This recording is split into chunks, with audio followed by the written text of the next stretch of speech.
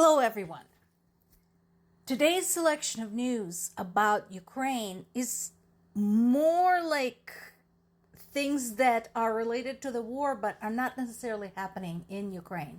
And once again, those are bits and pieces that provide you with a bigger picture, showing you how things like that, global events like that, don't care about political borders. They're gonna affect places and people well outside the war zone.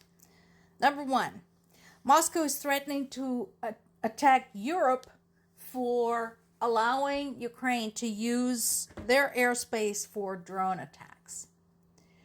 Meanwhile, Russia is using Ukrainian space and likely Belarus space for its drone attacks, and it sees no problem with that. So once again, massive amounts of hypocrisy.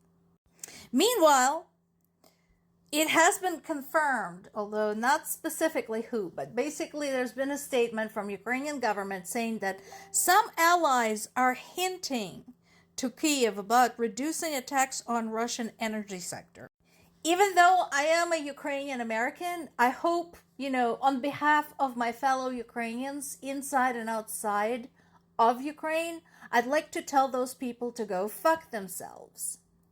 Because have you seen what Russia has done to Ukrainian infrastructure? Have you seen what Russia has done to Ukrainian civilians all winter? Well, actually this entire 4 years, but winter particularly. Have you not seen that? And you want Ukraine to stop defending itself? Honestly, listen, Ukraine had extended an offer to Russia for what they're calling an energy ceasefire. As in, fine, we won't touch your infrastructure if you don't touch ours.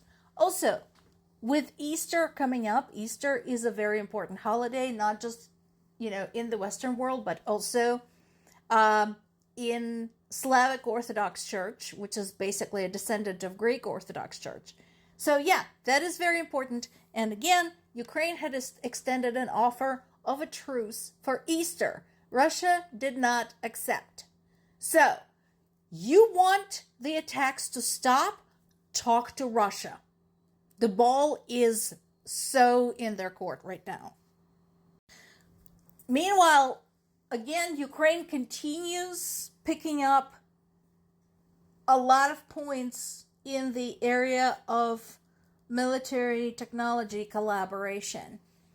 It had just picked up a 10-year-long agreement with Bulgaria, one of their major arms manufacturers, working, once again, on the manufacturing of drones and other weapons.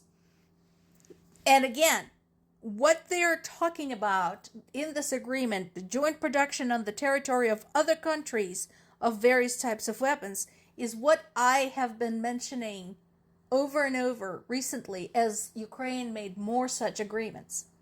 It takes out the challenge of designing, building, mass-producing weapons. It takes it out of the war zone. And I already talked about the challenges of doing all of those things in the war zone. So, thank you, Bulgaria. And Bulgaria is a member of NATO. So, something to think about. So, once again, there have been more attacks, deadly. Today, that doesn't stop. And once again, I'd like to point this out to people who are saying, oh, please, Ukraine, won't you stop hammering Russia's oil industry and Russia's infrastructure? Have you read this? How many people have to die for you to finally value human lives more than oil? Just curious. Meanwhile, U.S. had extended a deadline for the 4th time for companies to negotiate with Russia's Lukoil about buying out its foreign assets. That boggles the mind. Honestly. This is interesting. So this is from some of the stories that are not covered by a lot of the other sources, even European sources that are usually pretty good. So, we had some information recently, about the Ukrainian drones that were targeting Russia's Baltic Sea ports. And what Russia had attempted to do, it tried to redirect those drones, Ukrainian drones, toward Finland and the Baltic states, Latvia, Lithuania, Estonia. There's no doubt why they did it. They're trying to basically drive a wedge between Ukraine and Ukraine's allies. And those countries, Finland and the Baltics, they have been amazing in their support of Ukraine. Why? Because they've had their dealings with Russia in the past and they know what it's like. So they have no illusions on the subject. So fortunately, instead of blowing their fuse, as certain U.S. president would have done, they went and they investigated and they, with the information put together, they understood what was done. But that just, again, shows you that Russia is not to be trusted. This article, frankly, had caused me some concern, and I want to find out more about this. Now, there is some information that I already have, so here is our problem here. It is true that there are Russian nationals who are fighting in Ukraine, on Ukrainian side. And personally, I am grateful to them. Some of them took tremendous personal risks to cross over into Ukraine. They had to go through the front line, through the war zone to make it there. And the problem is that they are treated with mistrust. They are treated as potential spies and are being discriminated against. And that is terrible because Ukraine needs all the friends it can get. So I understand the conundrum, the terrible situation these people find themselves in, because they spent their lives, some of their lives now, in Ukraine trying to help. And this is the treatment they're getting.